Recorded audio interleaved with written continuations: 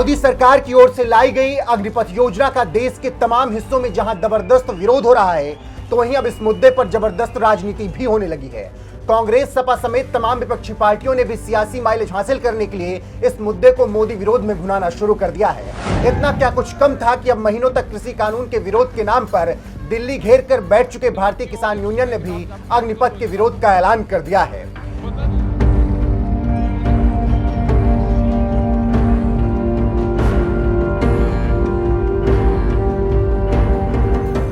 कृषि कानून के विरोध में किस कदर पंजाब, यूपी, हरियाणा के किसानों को लेकर भारतीय किसान यूनियन ने राजधानी दिल्ली में विरोध प्रदर्शन किया, ये पूरे देश ने देखा था। और इसी विरोध प्रदर्शन के बाद पीएम मोदी को बोलना पड़ गया था कि शायद मेरी तपस्या में ही कोई कमी रह गई होगी, और इतना बोलने के बाद उन्होंने तीनों कृषि कानून वापस लेने का ऐलान कर दिया था। मैं आज देशवासियों से क्षमा मांगते हुए सच्चे मन से और पवित्र हृदय से कहना चाहता हूं कि शायद हमारी तपस्या में ही कोई कमी रही होगी, जिसके कारण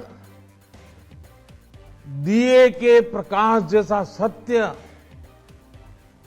कुछ किसान भाइयों को हम समझा नहीं पाए। आज गुरु नानक देव जी का पवित्र प्रकाश पर्व है। ये समय किसी को भी दोष देने का नहीं है। आज मैं आपको, पूरे देश को ये बताने आया हूं कि हमने 3 कृषि कानूनों को वापस लेने का, रिपील करने का निर्णय लिया है। मोदी सरकार को कृषि कानून वापस लेने के लिए मजबूर करने वाले भारतीय किसान यूनियन ने अब अग्निपथ योजना के खिलाफ भी जबरदस्त मोर्चा खोल दिया है। और संगठन के प्रवक्ता राकेश टिकैत ने 24 जून को देश के तमाम जिला मुख्यालयों और तहसील केंद्रों पर जबरदस्त विरोध प्रदर्शन का ऐलान किया है।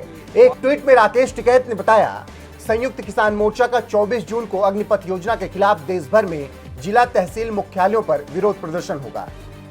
एसकेएम कोऑर्डिनेशन कमेटी का करनाल में फैसला लिया गया है और युवा नागरिक संगठनों, पार्टियों से जुटने की अपील है। बाकी 30 के प्रदर्शन के बजाय 24 के फैसले में ही शामिल होंगे। भारतीय किसान यूनियन पहले 30 जून को विरोध प्रदर्शन करने वाली थी, लेकिन उसे जब लगा अभी विरोध का माहौल गर्म है और बाद में क्या पता ये माहौल ठंडा पड़ जाए, शायद इसी वजह से आनंद फानन में बैठक करने के बाद 24 जून को ही देश भर में विरोध प्रदर्शन करने का ऐलान कर दिया गया। एक बात और आपको बता दें कि इसी दिन एयरफोर्स की भर्तियां भी निकलने वाली हैं। ऐसे में देखना यह है कि देश का युवा राकेश टिकैत के साथ धरना प्रदर्शन करने बैठता है या फिर अपना भविष्य बनाने के लिए अग्निपथ योजना में शामिल होकर अग्निवीर बनने का रास्ता चुनता है। वैसे हाँ, एक बात तो और आपको बता दें कि सेना ने सख्त लहजे में यह बात बोल दी है कि जिनका भी नाम हिंसा या तोड़फोड़ आगजनी में आएगा, जिनके खिलाफ एक भी एफआईआर दर्ज होगी, उन्हें इस योजना में शामिल होने का मौका नहीं मिलेगा। भारतीय सेना की फाउंडेशन है discipline. No space for no arson.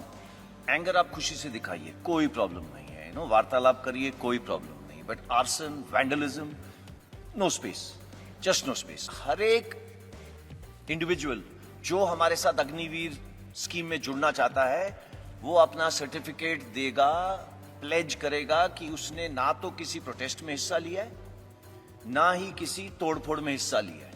ये प्रावधान करा गया है। आप सबको मालूम है, आजकल कहीं पे भी फोटो खींचेगी और वो आधार कार्ड के साथ जुड़ेगी। Police verification is 100%। कोई नहीं आ सकता फौज में विदाउट पुलिस वेरिफिकेशन। उसकी वो चिल्का, जैसे सर ने बोला था पहुंचेंगे, वो नहीं पहुंच सकते चिल्का। जो बच्चे, मैं दोबारा दोहरा रहा हूं, जो बच्चे हैं उन सबको बोला गया कि kindly write a pledge. And write pledge मतलब this is part of the क्या कहते हैं, एनरोलमेंट फॉर्म, कि मैं किसी पुलिस या ये आर्सन इसके अंदर नहीं जुड़ा हूं। उसके साथ उसका पुलिस वेरिफिकेशन होगा ही होगा। अगर ना जाने किसी वजह से एफआईआर लॉन्च उसके ऊपर लॉन्च हुआ तो वो नहीं आ सकता। It is simple. अग्निपथ के विरोधियों को विरोध करने से पहले सेना की ये वार्निंग तो सुन और समझ ही लेनी चाहिए। साथ ही सेना ने यह भी बात साफ कर दी है, कितना भी विरोध क्यों ना हो, सरकार अग्निपथ योजना को वापस लेने वाली नहीं है। Coming to roll back of the scheme, no.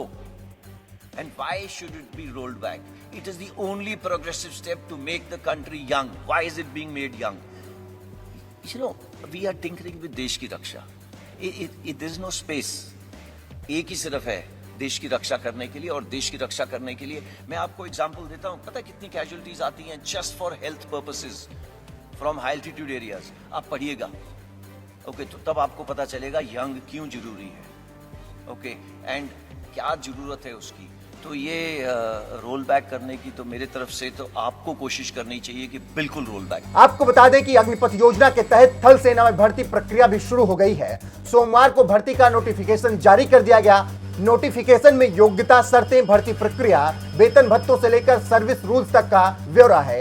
जुलाई से सेना की अलग अलग भर्ती इकाइयां अपने हिसाब से अधिसूचना जारी करेंगी।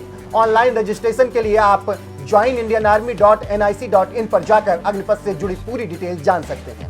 बहरहाल एक तरफ जहां अग्निपथ योजना के तहत भर्तियां भी शुरू हो गई हैं, तो वहीं दूसरी तरफ भारतीय किसान यूनियन के नेता राकेश टिकैत ने इस योजना के विरोध में 24 जून को पूरे देश में विरोध प्रदर्शन का ऐलान किया है। उस पर आपका फिलहाल क्या कुछ कहना है, अपनी राय कमेंट कर हमें जरूर बताएं। साथ ही अग्निपथ योजना को लेकर सेना ने और क्या कुछ कहा, आइए आपको सुनाते हैं। के दिमाग में ये आ रहा है इन 75% के साथ क्या होगा। ये अगर देश की ताकत है तो पूरे देश को, होल ऑफ द गवर्नमेंट, सबकी भागीदारी के साथ इसको आगे ले जाया गया।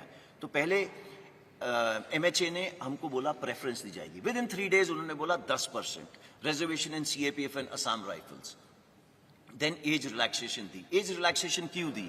बिकॉज हमने पहले दिन बोला था कि जो कोविड की वजह से 21 साल के नहीं रह पाए वो 23 साल के हो गए हैं, तो वो 2 साल बढ़ गई। Come to ministry of defence. Ministry of defence के अंदर कई सारी चीजें हैं, जैसे आपके सामने लिखा है coast guard, defence civilians, DPSUs हैं, उन्होंने भी सेम प्रावधान करा है।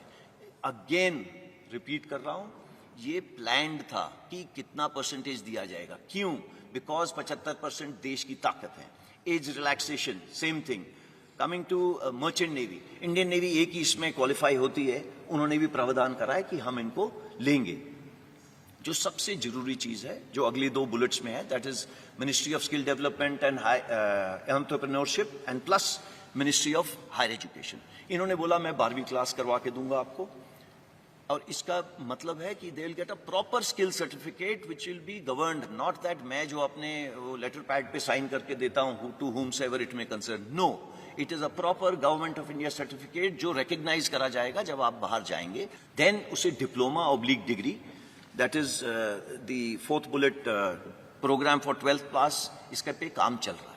ओके, 4-5 महीने में ये भी तैयार हो जाएगा। इसमें कोई रॉकेट साइंस नहीं। कॉर्पोरेट अफेयर्स, देखिए मैंने बैंक लोन का शुरू में बताया था। बैंक लोन का प्रावधान ऐसे है, मैं जैसे कि मैंने आपको बताया, मैं 11.5-12 लाख लेके बाहर निकला, तो बैंक से हमने ये बात करी है कि आप, अगर मैं एक एंटरप्रेन्योर छोटा मोटा बनना चाहता हूं तो आप मुझे क्रेडिट दे सकते हैं। वो प्रावधान कर रहे हैं कि क्रेडिट देंगे इस 12 लाख के ऊपर इक्वल अमाउंट का। अगर अगले साल आपकी क्रेडिट रेटिंग ठीक रही तो दे विल उस अमाउंट को थोड़ा सा ऊपर करेंगे और वो अमाउंट 3-4 लाख ऊपर ले जाएंगे। तीसरे साल के अंदर अगर आपने अपना जो भी व्यवसाय चला रहे हैं ठीक चलाए, तो आपका ये जो लोन की चीज है ये थोड़ी और ऊपर चली जाएगी। उसके बाद हम हैंड होल्डिंग बंद कर देंगे एंड वो, और उसका बैंक के साथ वो चलता जाएगा आगे। देन जो पब्लिक सेक्टर अंडरटेकिंग्स हैं एंड इंश्योरेंस कंपनीज है, फाइनेंशियल इंस्टीट्यूशंस है, ये सब अग्निवीर के लिए पैकेजेस, क्रेडिट स्कीम्स बनाएंगे। जवान को पेड अलाउंसेस मिल रहे हैं, वो अग्निवीर को ज्यादा मिलेंगे। ओके, इसका please don't take home cost to company वगैरह जैसे वर्ड, देयर इज नथिंग। फौज की नौकरी एक जज्बा है, इसको आप पे से नहीं तोल सकते। हाउएवर, जो ये आपके सामने दर्शाया गया है, ये सबसे पहले जो 17 लाख के करीब है, ये उसकी पे है। एक सेवानिधि पैकेज है जिसके अंदर उसका योगदान 5 लाख है। गवर्नमेंट अपनी तरफ से 5 लाख डालेगी।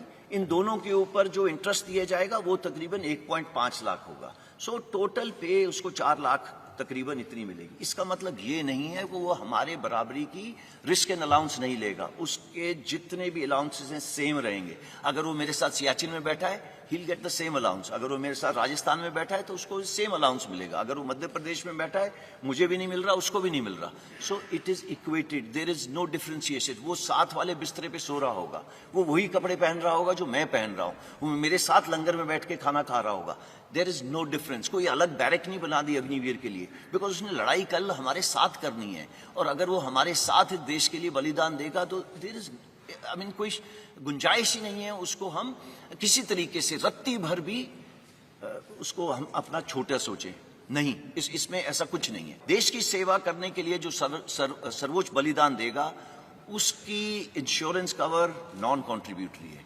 आज पूरे देश में मैं भी कंट्रीब्यूशन देता हूं, जो बाहर जवान खड़ा हुआ है वो भी कंट्रीब्यूशन देता है। सिर्फ एक इंसान है अग्निवीर जो आगे आने वाले टाइम पे कंट्रीब्यूशन नहीं देगा और उसको तकरीबन 1 करोड़ का इंश्योरेंस मिलेगी अगर उसने अपने देश के लिए किसी वजह से बलिदान दिया।